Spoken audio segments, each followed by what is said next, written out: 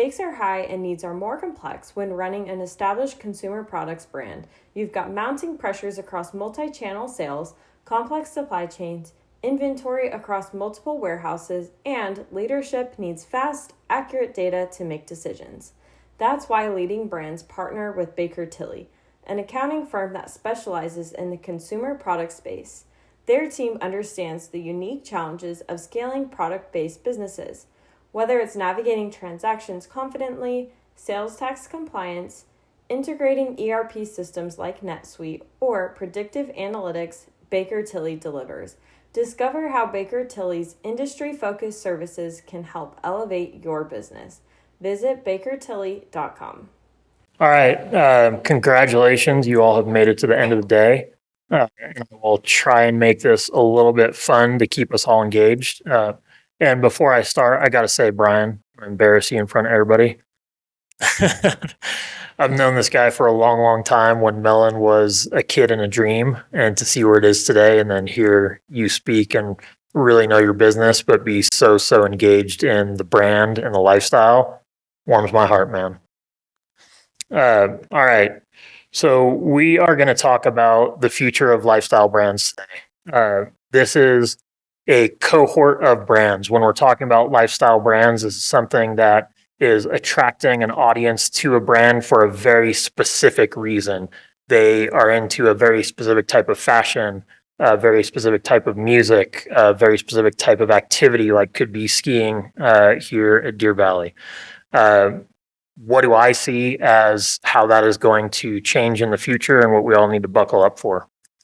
All right, I think quickly on here, just kidding, pushing up instead of down.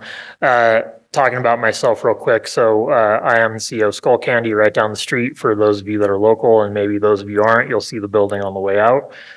Spent about 20 years in the board sports business, running brands for a couple of these logos you might know.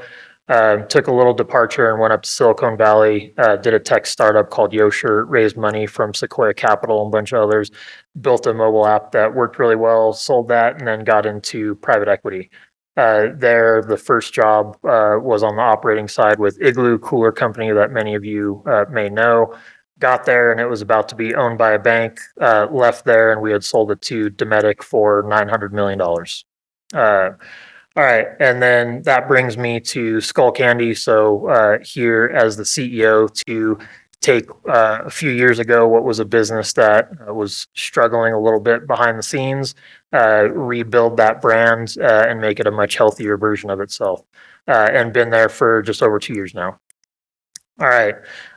So 2025 and beyond, what is going to happen to lifestyle brands? Well, we're going to talk about lifestyle brands and their consumers before we really jump into that stuff. So first off, what is a lifestyle brand? Up here, 3 logos in different stages of their brand life cycle. Number one, on our left, Quicksilver. I think everybody in this room is probably going to know what Quicksilver is. A very old, as far as lifestyle brands go, brand. And they've been almost through the entire brand life cycle of being the most exciting thing in an original lifestyle brand for surfers to being a very mature brand that almost the entire world knows. And surfers don't necessarily like them a whole lot today because they are not being true to the lifestyle of surfing. All right, in the middle, Roadrunner Sports. So this is a small regional retail chain, mostly in Southern California, that lives, breathes, eats, sleeps running. And if you are getting into running or you're winning marathons at the Olympics, you can go into that store and learn something from one of the retail workers there, and you can leave with knowledge, or you can leave with knowledge and incredible products to help you build your personal reputation in the lifestyle of running. And then next is Turtle Beach, one of our evil competitors I don't like. So this is specifically a gaming headset company. So if you are playing video games on your phone, that's Candy Crush, you're a gamer, but you're probably not even in the world or the realm of possibility of being a Turtle Beach consumer. If you are a console gamer with a PS5, you might know who Turtle Beach is. But if you have a $10,000 gaming dojo in mom's basement and you're spending 8 hours a day murdering people on really scary video games, you're probably a Turtle Beach consumer. Uh, all right, so formatting issues, you guys. Sorry, we went off script with how we put this together. Okay, so defining a lifestyle brand consumer. This is something that we use at Skull Candy. So the entire dartboard there is our total addressable market. We chop it up into three consumer groups that we really want to go service. For us, that is active youth, that is content creators, and that is gamers. And then we've got three rings there. The yellow, the bullseye in the middle, those are our core consumers, and that is the lifestyle leaders that we want to go be important to. So the heritage of Skull Candy. Some of you might know this story, but I love telling it. We were born on a chairlift. So our founder, Rick Alden, at the time was producing an event at the Canyons right down the street. He's on a chairlift, riding it up to the top of the hill and using some wired earbuds, listening to music on a device called an MP3 player, which some of you may know what it is, and gets a phone call and has an aha moment. Man, I wish I could figure out how to take my phone call while I'm listening to music. So he builds the very first Skull Candy product called the Link. It was a wired bud with a split jack so you could connect to two devices and a toggle switch to go back and forth. I'm a snowboarder on a chairlift listening to music. I get a phone call, and with my gloves on, I can smack this toggle switch and go take a phone call. Very purpose-built product for somebody who is in that tiny little yellow slice of the lifestyle of snowboarding and eventually action sports.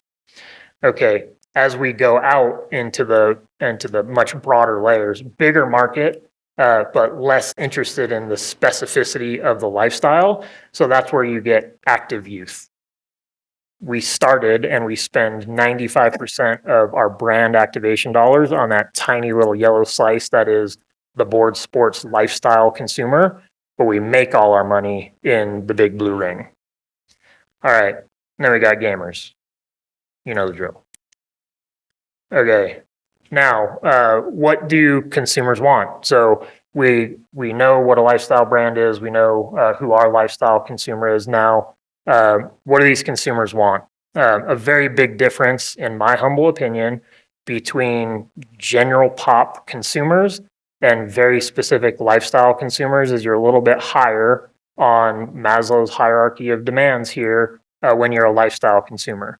You're less focused about, I need a t-shirt because I need to protect my body from the elements, and you're more focused on, I need a t-shirt that looks really great, that people can see me in it and go, ooh, that person's a skateboarder.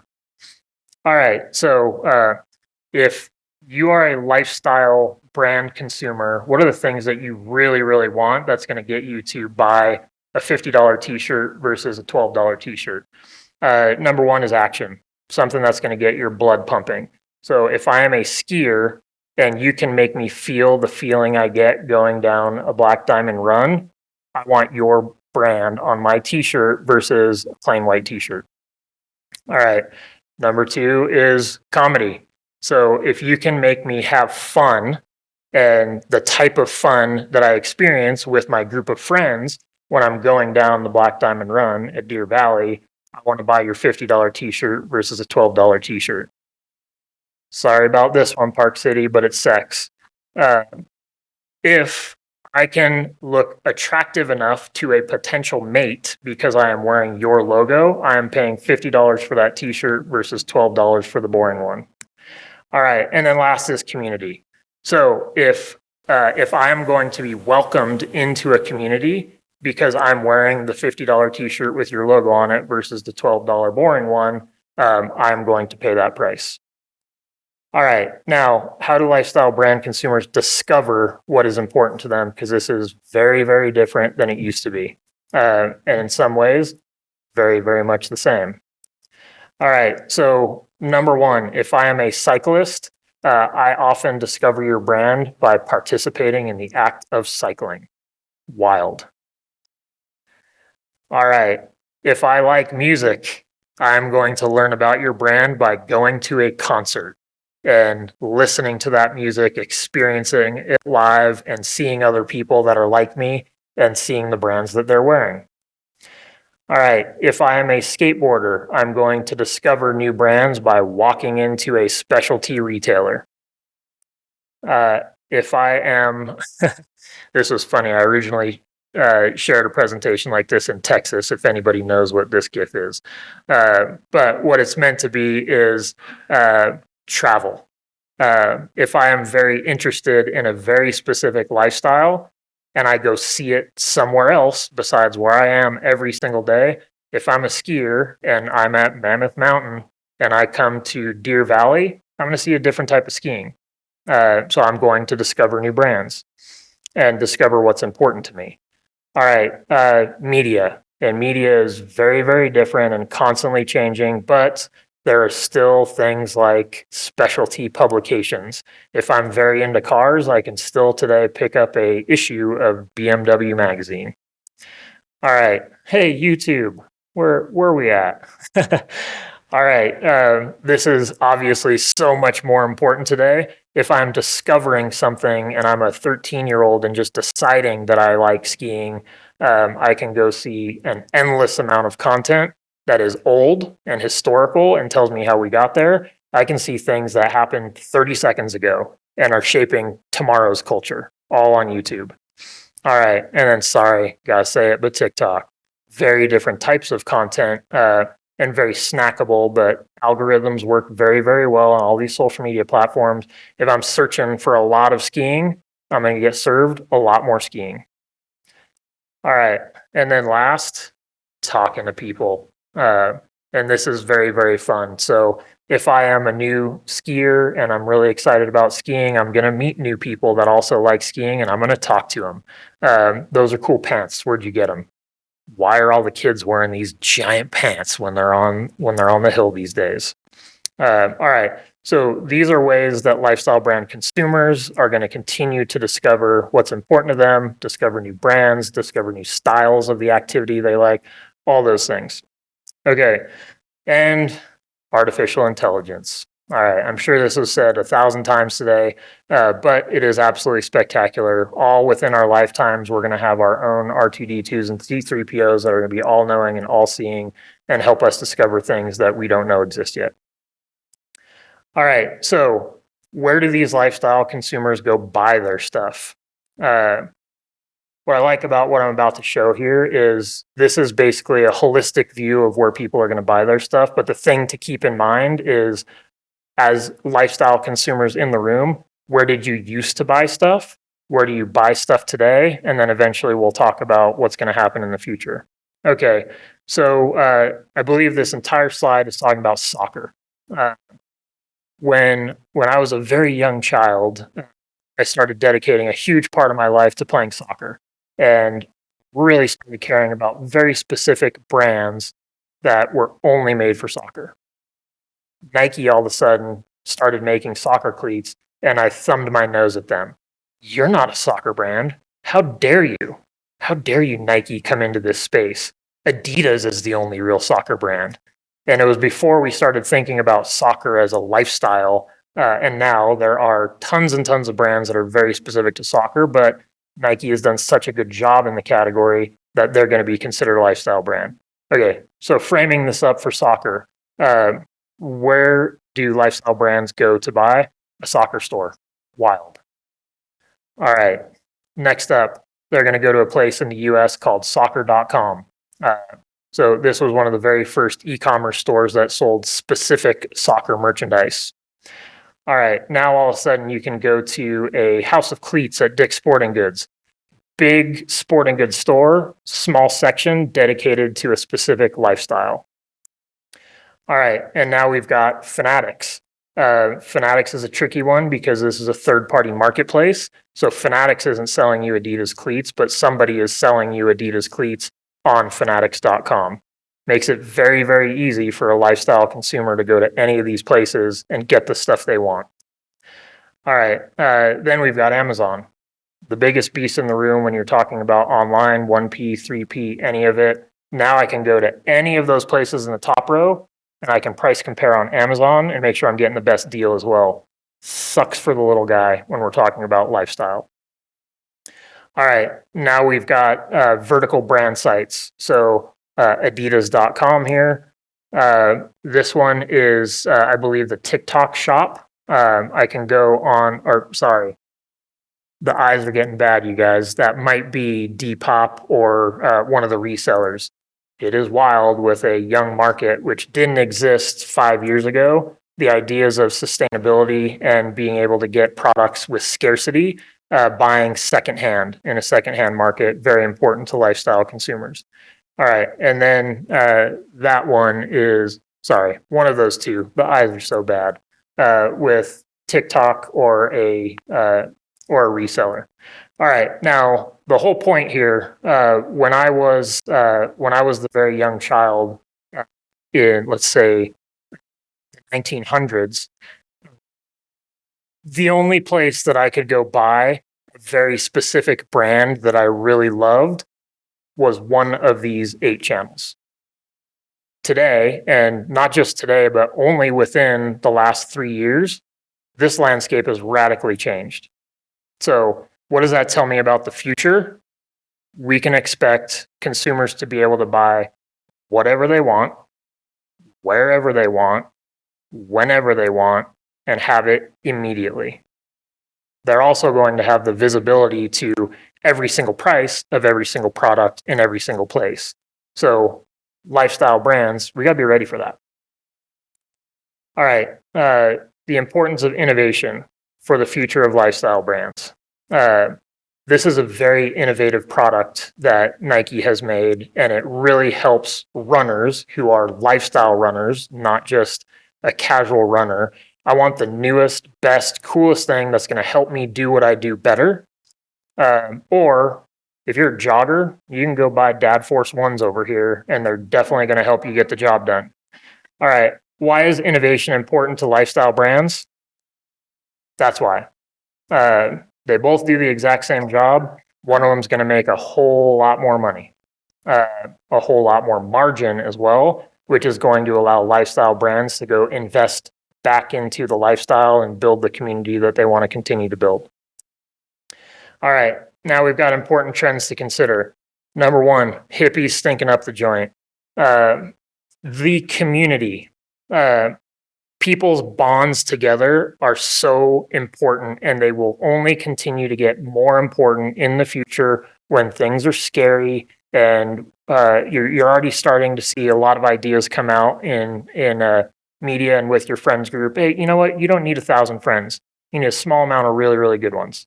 Okay, so your really, really great friends and your really tight community are really going to shape the way you think and act and purchase from lifestyle brands.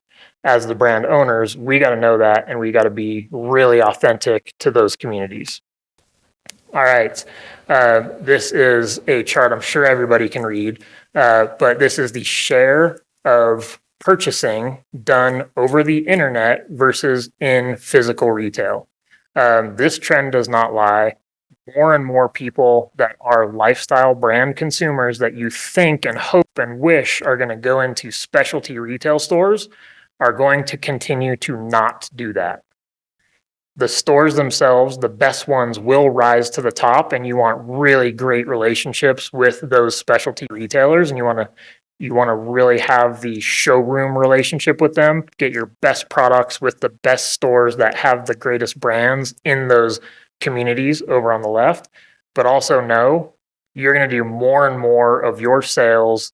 This is absolutely objective through electronic commerce. So you have to have that competency, and you've got to build the muscle. All right. The video game controller. So what this symbolizes is when you're playing video games, you got 17 buttons on there. Every time you push one, something happens. Every single one of these lifestyle consumers can control everything in front of them. They could shop where they want, when they want. They have ultimate optionality among brands. They can buy anything, anytime. They can go price shop and match against everybody. So as brand owners, we have to understand that and make sure we're doing something so exciting that we're going to stand out here. All right, we've got old Einstein over here. So a very big inverse math equation that's happened to us as brand owners over the last 10 years. The brands used to be Einstein. For us to go do something so incredibly complicated, like put a logo on a t-shirt and sell it to you, it was magic to the lifestyle consumer. How did you make that brand mean something so incredible and get me a t-shirt with ink on it? Now, the consumer is Einstein.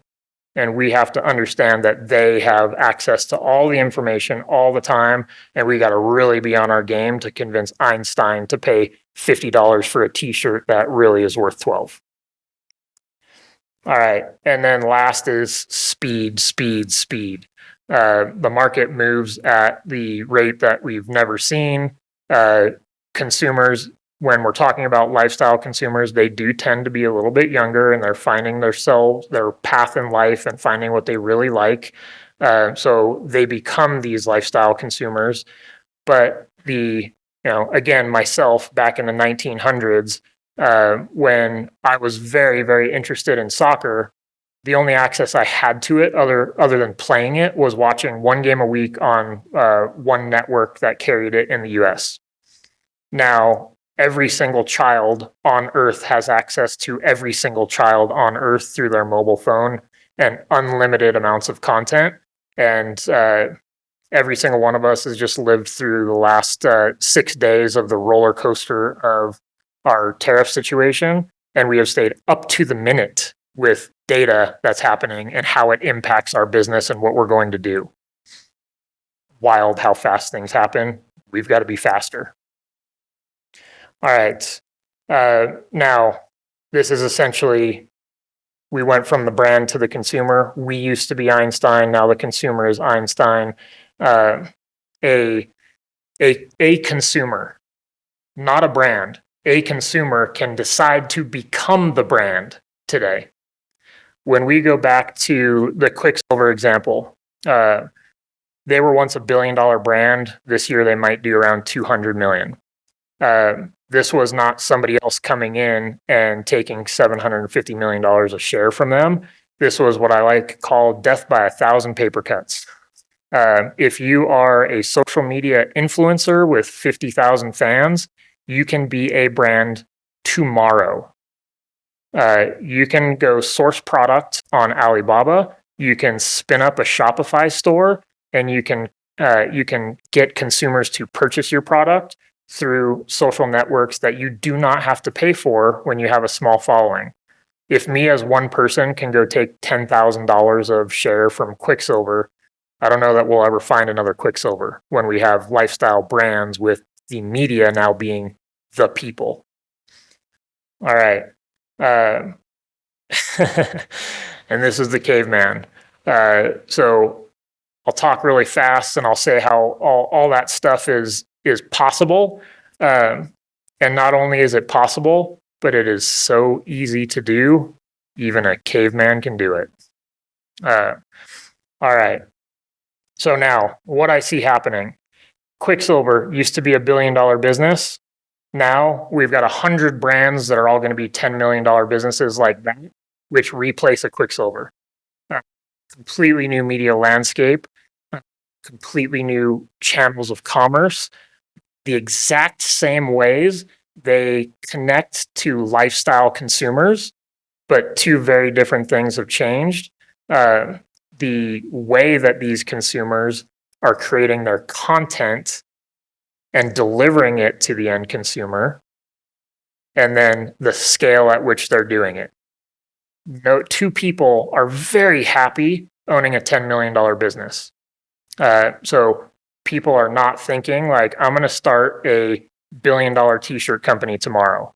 No, they're just out there being an incredibly authentic version of the lifestyle participant, sharing that with the world, and overnight an audience was built.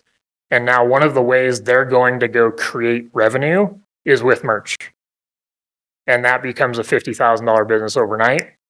And over the course of how many years? They turn into $600 million worth of candy bars sold. All right. That's a bit of what I see happening. Next, what I see happening, the community. So our friends over here in the red jumpsuits, the communities get more and more and more and more important.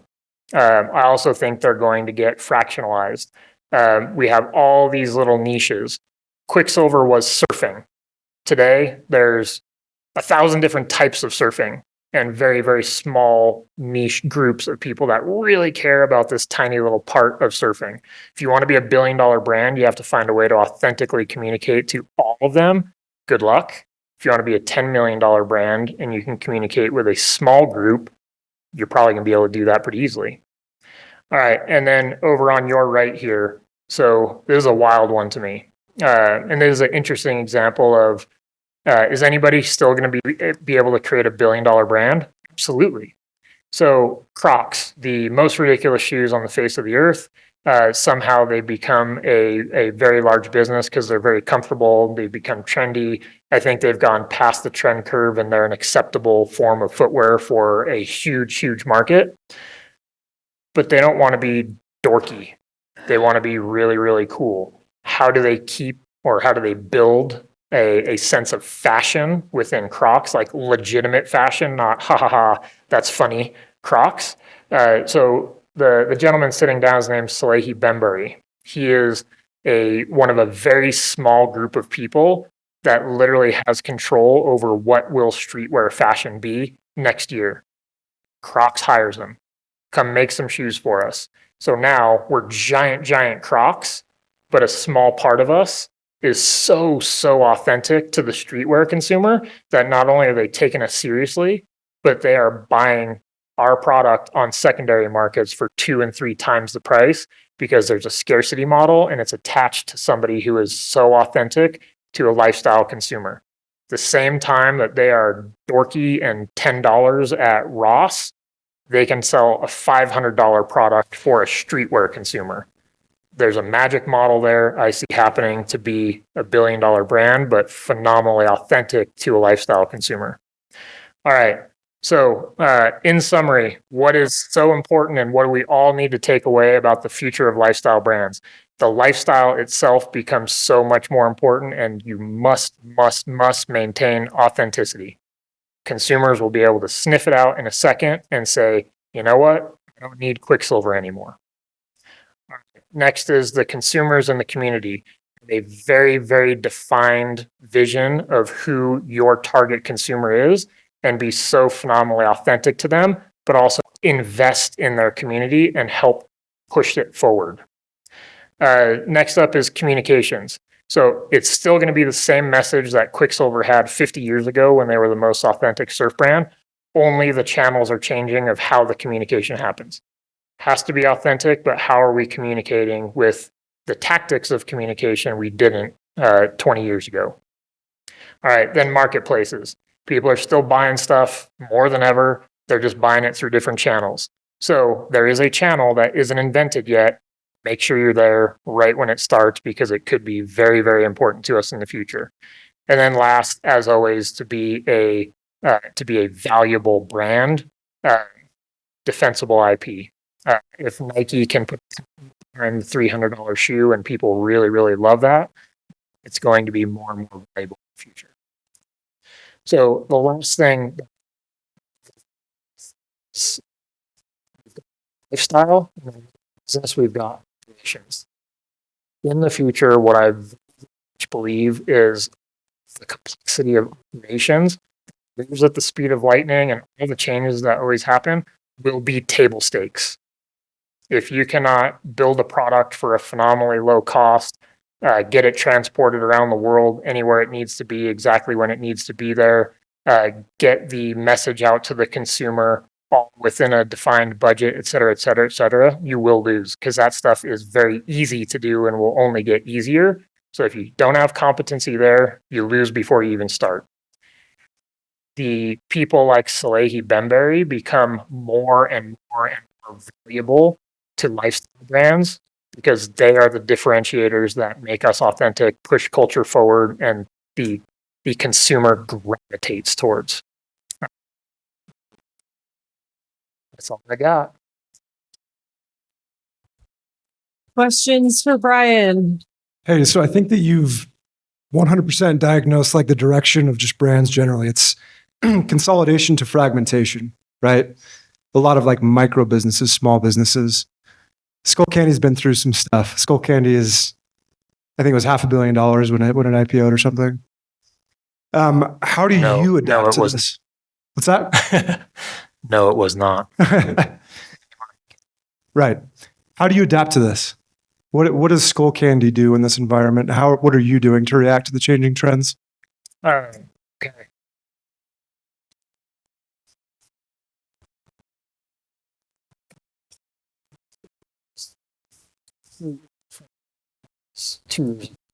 So it's organized in a way that we can identify and build relationships with people who are pushing culture forward and giving us the flexibility to change very rapidly, putting more of our control of the brand in the consumer's hands, and not doing something like getting ourselves into a 10-year agreement with a Kelly Slater for $1 million a year.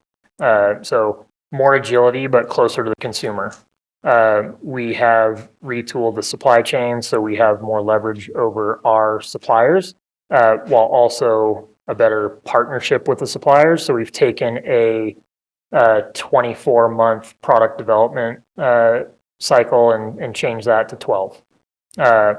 We've also done things like partnerships that Brian was just talking about, and have the brand du jour, because we used to talk about product life cycles. Now I also very much think we talk about brand life cycles of somebody can be incredibly exciting tomorrow that you didn't even know existed today, and they can build a brand to capitalize on that. And in 6 months, it doesn't exist anymore. Does anybody know the social media guy with the morning routine that starts at 3:45? Yeah. Okay. This is a guy on Instagram specifically that has had a few million fans 3 months ago, and he has 12 million today. He can build a brand and make $10 million this year selling t-shirts, and he can be completely irrelevant next year. So we're understanding that and making sure we can adapt to that with partnerships, and taking an existing product, decorating it, having an interesting story that connects to a very specific consumer, and then know that we're going to do one of two things. One, push the brand forward with that project, or two, commercialize it and not worry about anniversarying it next year. I appreciate all of the stuff you just shared, BG. Always awesome. Question, curious, your perspective with the ability to spool up a brand based on a following that you built, not knowing what you were going to do with it and realizing you can now monetize it via an apparel brand. Do you think we're going to see a lot fewer transactions in the private equity space around these brands, given the volatility of their long-term staying power and the ability to recoup whatever multiple you might, be paying for it? So there's a million different factors that are going to have impact on what actually happens, but I would say in a normalized market in the future, my opinion of one, there will not be too many less or too many more transactions, but the multiples of brands that have clear metrics of real value to a consumer, a real lifestyle brand, will be higher. And if a brand doesn't have a clear ability to maintain the brand loyalty, and the bottom line is just okay, I think their multiples go way, way down. All right, let's do one more. No? Okay. Awesome. Thank you so much. In the fast-paced world of retail, technology can be a transformative force, reshaping the way businesses operate and consumers shop. Is your retail organization leveraging technology to its top capabilities? Evolving your technology capabilities can help enhance visibility into your business, decrease risk of increasing cybersecurity incidents, accelerate productivity with artificial intelligence, and more. Deeply immersed in the consumer products industry, Baker Tilly professionals bring customized solutions that can help you find the right technology fit. Visit bakertilly.com to learn more.